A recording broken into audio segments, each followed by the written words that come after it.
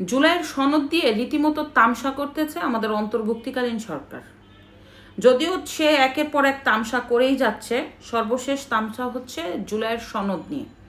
ইতিমধ্যে আপনারা জানেন যে বাংলাদেশের অনেকগুলি রাজনৈতিক দল একত্রতা প্রকাশ করেছে জুলাইয়ের সনদে স্বাক্ষর করার জন্য, এবং এই স্বাক্ষরের অনুষ্ঠানের আয়োজন করতে যাচ্ছে এই অন্তর্ভুক্তিকালীন সরকার আগামীকাল অর্থাৎ 17ই অক্টোবর রোজ শুক্রবার সংসদ ভবনের গেটে।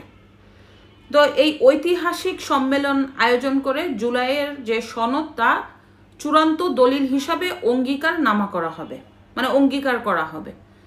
তো শেষ পর্যন্ত এই জুলাইয়ের সনদের যে আয়োজন, ঐতিহাসিক অনুষ্ঠান, সেটা সফল হবে কিনা। কারণ ইতিমধ্যে আপনারা জানেন যে জুলাইয়ের সনদে যে স্বাক্ষর করবে এতে 5টি বাম গণতান্ত্রিক দল নাকচ করে দিয়েছে।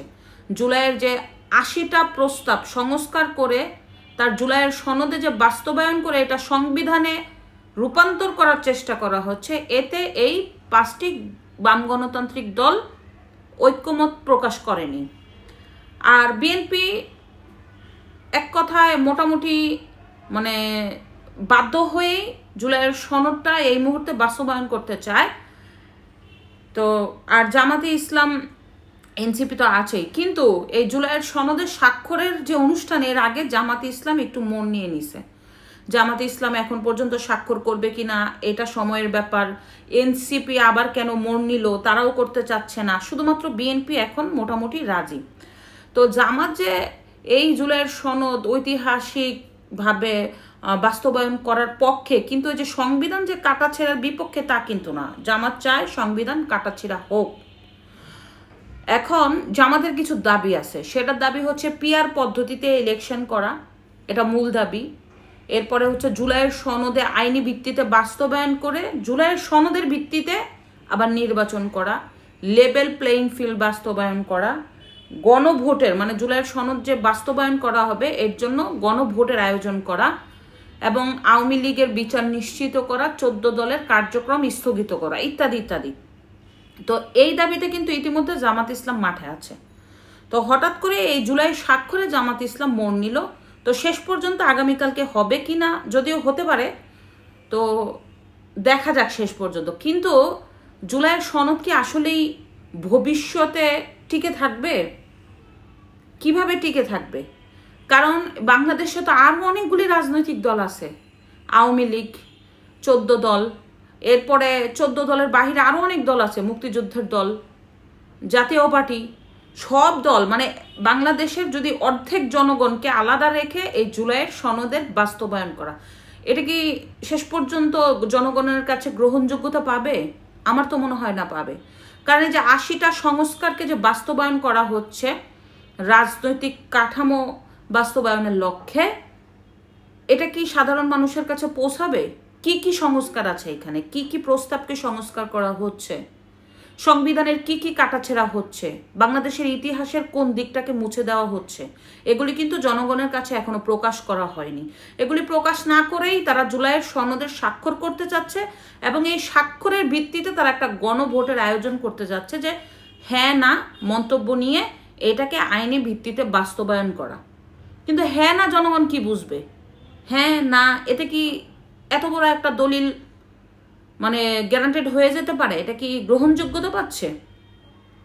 এমনিও কিন্তু গণভোটের কোনো আইনি বিধান নাই বাংলাদেশে এই মুহূর্তে। কেন গণভোট হয় কখন? যখন একটা সংসদে কোনো প্রশ্ন নিয়ে সংসদের প্রার্থীরা সিদ্ধান্তে যেতে পারে না, তখন স্পিকার একটা গণভোটের আয়োজন করে। তারপরে সংসদের মতামতের ক্ষেত্রে রাষ্ট্রপতির স্বাক্ষরও লাগে ওই গণভোটে। তো এমনি গণভোটের আয়োজন হয়ে যাচ্ছে। এরপরে দেখেন একটা গণভোটে প্রায় 1500 কোটি টাকার থেকে 2000 কোটি টাকা লাগবে, মানে একটা জাতীয় নির্বাচনের সমপরিমাণ টাকা লাগছে। তো এই যে জাতীয় নির্বাচনের সমপরিমাণের টাকা দিয়ে এখন এই যে জুলাইয়ের সনদের যে গণভোটের আয়োজন করতে যাচ্ছে, এটাই কতটা যৌক্তিক? বা বাংলাদেশে এখন কি অর্থনৈতিক অবস্থা যতটা খারাপ, এত টাকা কি রাষ্ট্রের কোষাগার থেকে দিতে পারবে? যদিও এটা জামাত বা এনসিপি অন্য কারো দেখার দরকার নাই, তাদের দেখার দরকার রয়েছে কিভাবে বাংলাদেশকে কাটাছিড়া করে পিছনের ইতিহাসকে ধ্বংস করা যায়। তো এই যে গণভোটের আয়োজন কিন্তু জামাতের মত ছিল, এনসিপির মত ছিল, এবি পার্টির মত ছিল, গণ অধিকারের পরিষদের মত ছিল, কিন্তু এখন আবার রাজনৈতিক দলেরা কেন জানি মন নিচ্ছে। তো মূলত হচ্ছে জামাতের কিছু দাবি নিয়ে তারা গণভোটে যেতে চাচ্ছে না। এর কারণ হচ্ছে গণভোট আপনার বিএনপি চাচ্ছে যে হবে ফেব্রুয়ারি মাসে, মানে যেদিন নির্বাচন হবে সেই দিনই, যেহেতু অনেক টাকা খরচ, তো বিএনপি চাচ্ছে একই খরচে শুধুমাত্র কিছু ব্যালট পেপার ছাপানো হবে। এই খরচটা সংযুক্ত করা হলে প্রায় নির্বাচনে যেই টাকা খরচ হচ্ছে একই খরচে কাজ হয়ে যাবে। কিন্তু জামাতের দাবি এই গণভোটের আয়োজন করতে হবে নভেম্বরে। তো নভেম্বরে কি ক্যাপাসিটি আছে বাংলাদেশের আইন শৃঙ্খলা পরিস্থিতির যে অবস্থা, সেই অবস্থা কি নির্বাচন সহ আরেকটা গণভোটের আয়োজন করতে পারবে? এটা কি পসিবল? তো জামাত এই যে এখানেও একটা মন নিয়ে বসে আছে, নভেম্বরেই তাদের এই গণভোটের আয়োজন করতে হবে। কারণ জামাত চাচ্ছে এই গণভোটের আয়োজন করে হ্যাঁ না দিয়ে জনগণের কাছ থেকে ভোট নিবে, ভোট নিয়ে এই গণভোটের মাধ্যমেই মানে তারা নিশ্চিত যে তাদের জুলাইয়ের সনদে সাধারণ মানুষ হ্যাঁ জয় যুক্ত করবে। তো এই গণভোটের মাধ্যমেই তারা নির্বাচনের আয়োজন করতে চায়, আর এই গণভোটেই জুলাইয়ের সনদটাকে সংবিধানে বাস্তবায়ন করতে চাচ্ছে। তো সব কথা তো আর গায়ের জোরে হয় না রে ভাই, কিছু কথা তো আপনাকে সাধারণ মানুষের জন্য ভবিষ্যতে প্রশ্নবিদ্ধ যদি না হয় ওই অবস্থাতে রাখতে হবে। এখন আপনাদের সময় গায়ের জোরে সব কিছু চিন্তা করবেন, সেটা কি সম্ভব?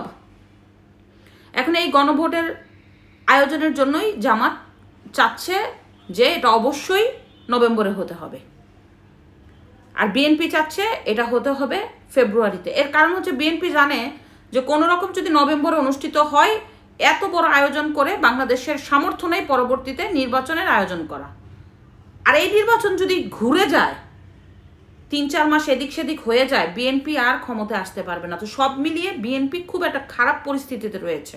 তো বিএনপি এই পরিস্থিতিতে ওভারকাম করতে পারবে কিনা এটা কিন্তু ভবিষ্যতে দেখা যাচ্ছে।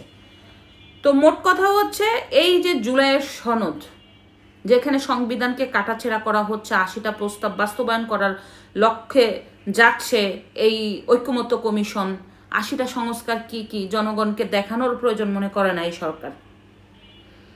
তো সর্বশেষ পরিস্থিতি এখনকার পর্যন্ত যেটা, এনসিপি তাদের কিছু শর্ত রেখেছে, না হলে যাবে না, জামাতও রেখেছে, আপাতত নিউট্রাল আছে শুধুমাত্র বিএনপি, কারণ বিএনপি খুবই খারাপ পরিস্থিতিতে রয়েছে। বিএনপির দরকার যেই কোনো মূল্যে নির্বাচন বিএনপির হতে হবে, অন্যথায় বিএনপির জন্য সামনে বিপদ সংকেত। বিএনপি প্রতিনিয়ত জনসমর্থন হারাচ্ছে। এই নির্বাচনটা যদি আরো 6 মাস আগে হতো বিএনপির জন্য একটা ভালো দিক হতো, কিন্তু নির্বাচনটা না হওয়ার কারণে বিএনপির নেতাকর্মীদের দখলদারিত্ব, চাঁদাবাজি, সন্ত্রাসী কর্মকাণ্ডের জন্য বিএনপি প্রতিনিয়ত জনগণের কাছ থেকে জনগণ বিএনপির কাছ থেকে মুখ ফিরিয়ে নিচ্ছে। তো বিএনপির যে কোনো মূল্যে নির্বাচন দরকার, আর এই নির্বাচনের জন্য দরকার বিএনপির শান্ত থাকা। বিএনপি অনেক কিছুই কিন্তু এখন কম্প্রোমাইজ করে নির্বাচনের দিকে হাঁটতে চাচ্ছে, কিন্তু জামাত চাচ্ছে না আমার মনে হয় নির্বাচন হোক, এনসিপি চাচ্ছে না নির্বাচন হোক। কারণ আপনি মনে রাখবেন বর্তমানে আবার ডক্টর ইউনূসও চায় না নির্বাচন হোক, কারণ এই সরকারের অধীনে অনেক রাজনৈতিক নেতারা নিজেদের আধিপত্য বিস্তার করতে পারছে, প্রভাবশালী হতে পারছে, দখলদারিত্ব করতে পারছে, একনায়কতন্ত্র বিস্তার করতে পারছে। এখন বিএনপি যদি ক্ষমতায় চলে আসে, এদের তো এই দখলদারিত্ব বিভিন্ন কাজে করতে পারবে না। আর কোন রকম জামাত কৌশল করতেছে, যদি নির্বাচনটাকে পেছানো যায় তাহলে তারা ক্ষমতায় আসতে পারবে, যদি আরো 6 মাস সময় পায় জামাত। তো সর্বসাফল্যে এই গণভোট 1500 কোটি টাকা খরচ করে যদি আয়োজন করে, এটাও বৃথা যাবে, আর জুলাইয়ের সনদও বৃথা যাবে। শেষ পর্যন্ত এটা সাধারণ মানুষের কাছে গ্রহণযোগ্যতা পাবে না। যেই সরকারই নির্বাচিত হয়ে ক্ষমতায় আসুক, কোনো না কোনো অজুহাতে দেখবেন জুলাইয়ের সনদকে কেটে দিয়েছে। কারণ বাংলাদেশের ইতিহাসে ভবিষ্যতে জুলাইয়ের সনদের ভিত্তিতে এখন যে 80টা প্রস্তাব বাস্তবায়ন করার চিন্তা করছে এবং 80টা প্রস্তাবকে ঘিরে জুলাইয়ের সনদ বাস্তবায়ন করবে, এটা জনগণ মানবে না ভবিষ্যতে। ধন্যবাদ।